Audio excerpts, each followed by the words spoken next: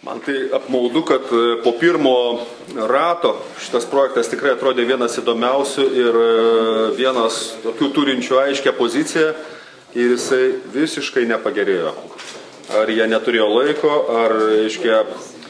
ar kitos priežastys, bet jisai, toliau tas yra, kaip mes kalbėjome apie keičiantis masteliui, jau nebeužtenka tiesiog pripūsti tą patį, balioną didesnį ir jį, taip palikti. Aišku, jeigu jie nebūtų tokie gudrus ir nebūtų jo čia įkomponavę, į tokią subtilę, vietelę jo, tai čia manau, kad protestų būtų sulaukę daug daugiau.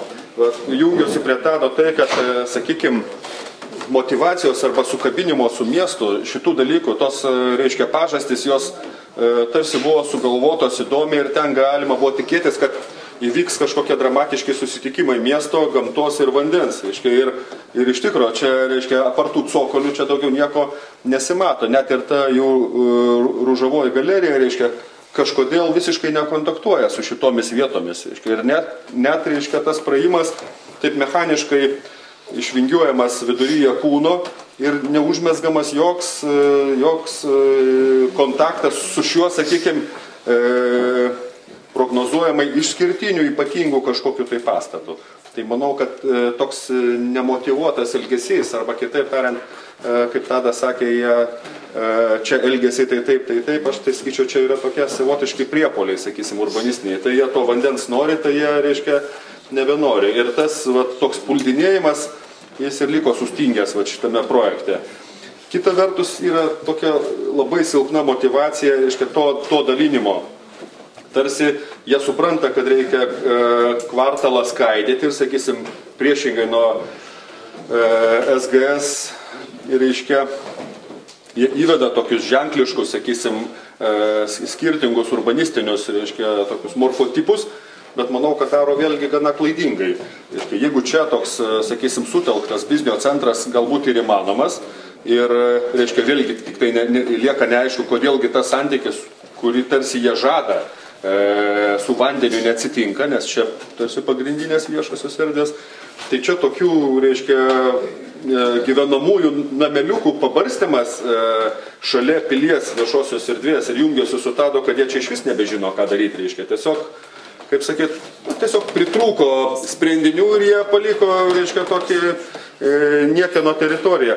Tai čia apskritai motyvacija yra labai silpna. Ir jeigu dar turėtume minėti, kad jie čia rezga, kaip jie sakė, viešbučius, čia tokius skystus, pabarstymą prie to trakto ir čia toks yra, visiškai atsitiktinis, nemotyvuotas, nesukabintas sprendimas. Sakysim, lyginant su Pirkockių to forumu, kur yra labai aiški pozicija, verslo centras ir forumas, pilis, sakysim, ta kompozicija, tas vėrinys yra, žinoma, šiuo atveju labai silpnas.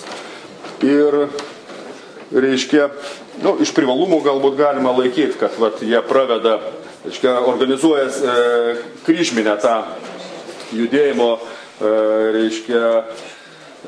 dėlionę su tom gatvelėm, į upę, tarsi pratęsdami miesto struktūrą ir duodami gatvelę, šitą kryptimį. Tačiau čia jos išrišimas, mano manimu, yra labai silpnas, turint omeny, kad čia yra niekas, tiesiog sankryža ir nesugebėjimas užmaitinti tų sukurtų, sakysim, pažadų yra irgi kaip trūkumas. Grįžtant prie to namo, kuriuo aš šiaip jau turėčiau lik ir labai žavėtis, kad čia ir prieplauka, ir stambus namas, ir, išskirtinis Kaune, tarsi didinantis tos vietos išskirtinumą, turiu pasakyti, kad jis iš tikro tą urbanistinę ideologiją labai diskredituoja, nes čia paprasčiausias kaprizingas elgesys, kuris neturėdamas motyvacijos, tik tai sukuria bereikalingas įtampas, aš įsivaizduoju, ir kvado, ir gamtosaugininkų, sluoksniuose. Ir tokius dalykus verta būtų daryti tik tai pagrindžiant kvartalo užmaitinimu ir stipriu įdarbinimu tokių išskirtinių elementų. Tai šiuo atveju to neatsitiko. Ir kas ten dar? Aha, taip, jie siūlo gana didelę programą, 85 620 kvadratinių metrų, bet taip pat etapiškume vystant jie pirmos etapuose nei viešbučių, nei kultūros pas juos nėra, reiškia tokia dėlionė.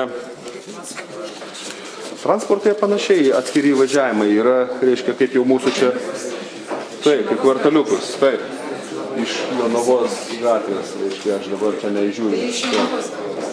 Atskiri važiavimai, taip. Tai va, gerbiamoji komisija. Klausimų rezidentams. Šiaip tą pačią temą, kadangi čia kaip iliustratyvus mano klausimai. Apie šito objekto saugojimą. Atsiprašau, užmiršau pasakyti, motyvacijos jam aš nesuradau. Kodėl, pavyzdžiui, ir šitas ir anas objektas turėtų būti saugomi, turint omeny, kad šitas objektas savo to horizontalių parapetų ir tokių, reiškia, masyvių horizontalių tūrių disonuoja ir turbūt jau daugelį dešimtmečių yra minimas kaip vienas senamiesčio didžiausių nedraugų, reiškia, jie palieka be aiškesnės motyvacijos. Nu, šitą Rimi pastatą, kad jie palieka, nu, taip gali būti ir kodėl ne, bet čia, sakysim, sukūrėme tokie stambus, ten ir matosi, reiškia, tose išklotinėse, tokių stambių tūrių, reiškia, kompozicija ir staiga čia pat toks nutrupėjimas, nu, jis kažkoks tai, nežinau, neteisingas ir nelogiškas, nemotyvuotas. Čia jie taip, pavyzdžiui, kai rodo tas išklotinės, sakykim, toks atsiranda, reiškia, sakysim, labai ekspresyvus ir toks agresyvokas. Tai jie taip beveik sąmoningai taip palieka, tarsi ten kažkur toks. Bet jeigu taip perspektyvą žiūrėtas, atrodytų, kad toks turėtų. Tai šiaip rūpės. Ar dar yra klausimų?